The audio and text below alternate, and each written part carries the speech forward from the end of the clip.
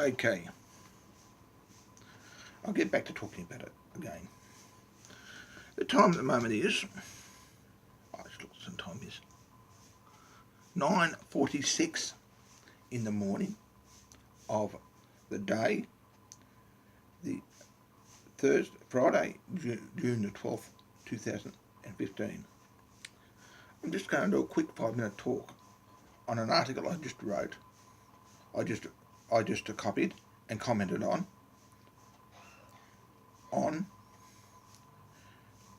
courts taking a hard line at terrorist attacks.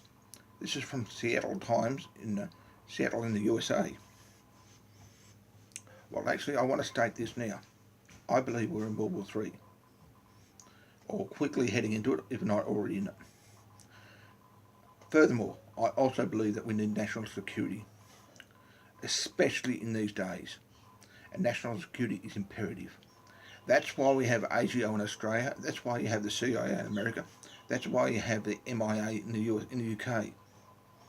And these people are caught doing such things need to be arrested by the FBI in the USA, the MIA in the UK, or the Federal Police in Australia.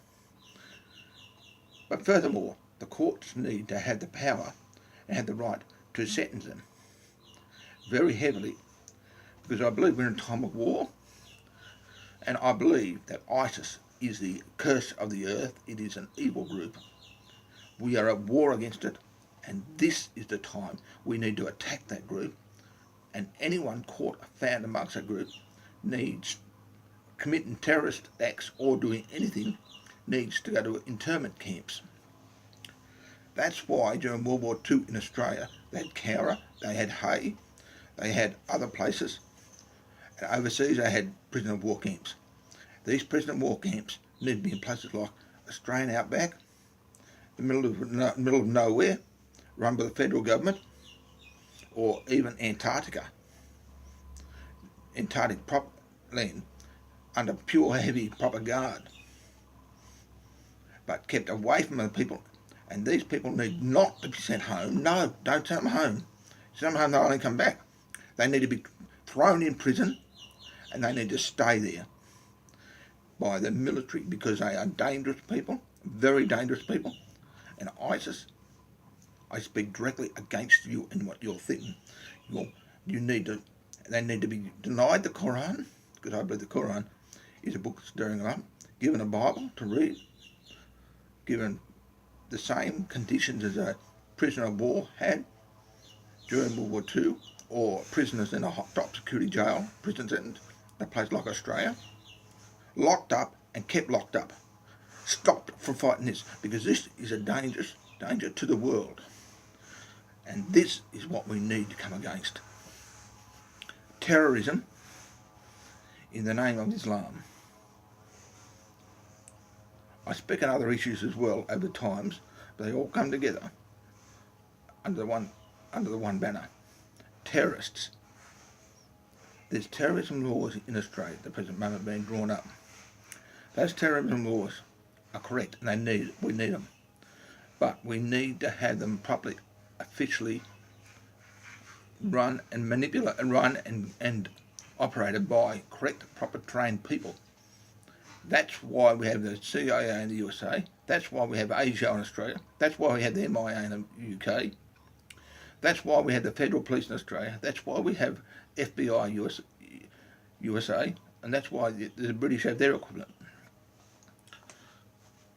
This is their job to stop them. So I agree.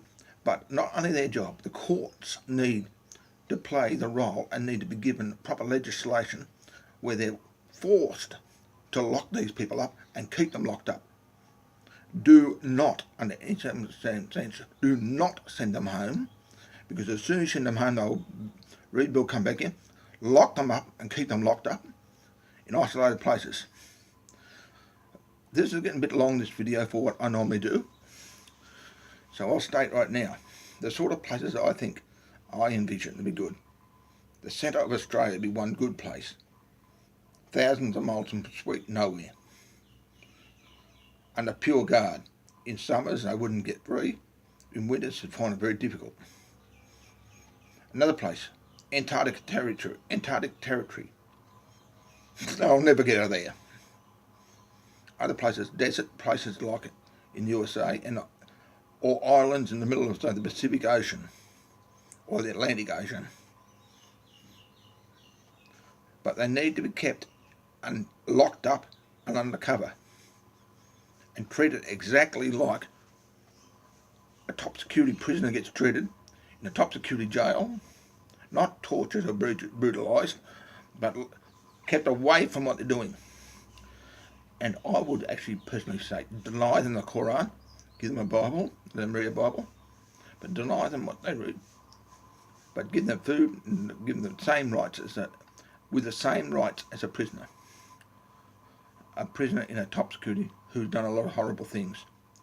Well, I'll leave it at that, and this can be a little bit longer than normal videos, but I'll leave it at that for now. The time is 9:45 in the morning, and I'm going a bit long. Thank you very much. Bye for now.